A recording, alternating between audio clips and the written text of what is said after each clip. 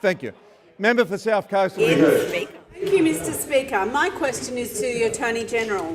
Can the Attorney General please update the House on the Minns Labor government's plan to create a safer New South Wales by criminalising the creation and distribution of sexually explicit deepfakes? Call the Attorney General. Member for Wahroonga. Thank you, Mr Speaker. Can I thank the member for South Coast for her question and for her ongoing efforts in her community to make New South Wales a better and safer place for women. Mr Speaker, the Minns Labor government is changing the law to strengthen protections against image-based abuse. The rapid development of technology such as artificial intelligence has introduced new threats to women and young people. Existing intimate image offences predate the development of this kind of technology that can be used to inflict real and lasting harm.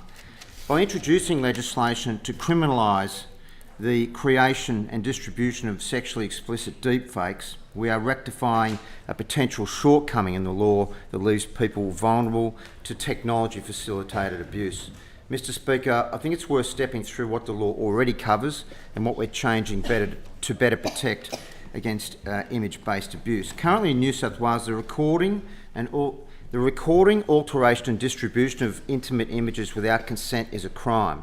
Under the Crimes Act 1900, it is an offence to record or capture intimate images by any means, distribute intimate images, including images that are altered to be an intimate image, or threaten to record or distribute an intimate image.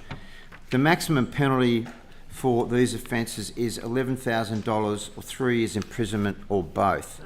Mr Speaker, our bill amends the definition of intimate image to include a digitally generated image that purports to be a genuine depiction of a real identifiable person, including by artificial intelligence. It criminalises the creation of such images without consent. It will also provide for the following offences for non-consensual conduct: altering an image to be an intimate image, because currently only distribution of such images is unlawful, distributing a digitally generated intimate image, recording or creating explicit audio material, so audio material will be captured for the first time, or altering audio to be sexually explicit, distributing explicit audio material and threatening to do any of the above.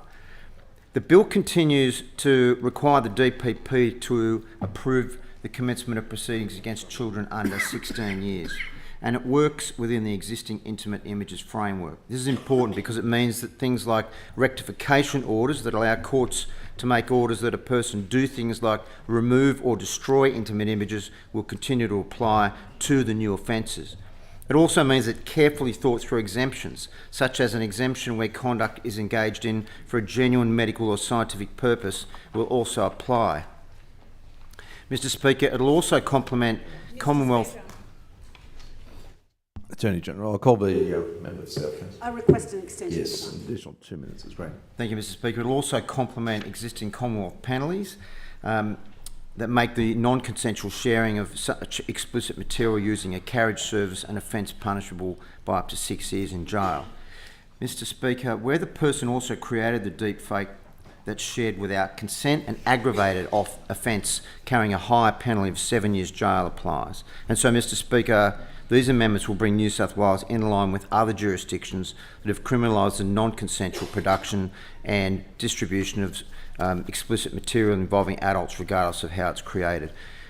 Mr Speaker, advocacy services such as Full Stop have told us that this type of tech-facilitated abuse is on the rise, and I want to thank CEO Karen Bevan for assisting the government in the consultation phase and also for standing up with me and the Minister for Women and the Prevention of Domestic Violence this morning to add her undoubted expertise to public discussions and the development of this law.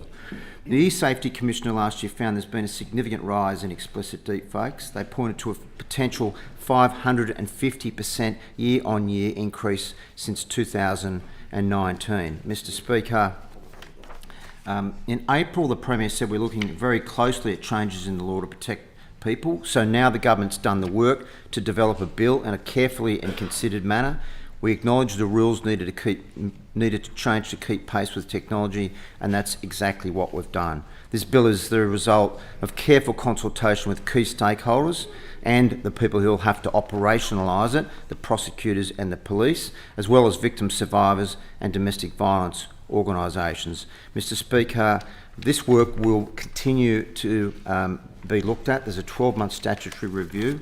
We'll be watching developments in technology very closely to make sure that the law does not lag behind technology. Thank you.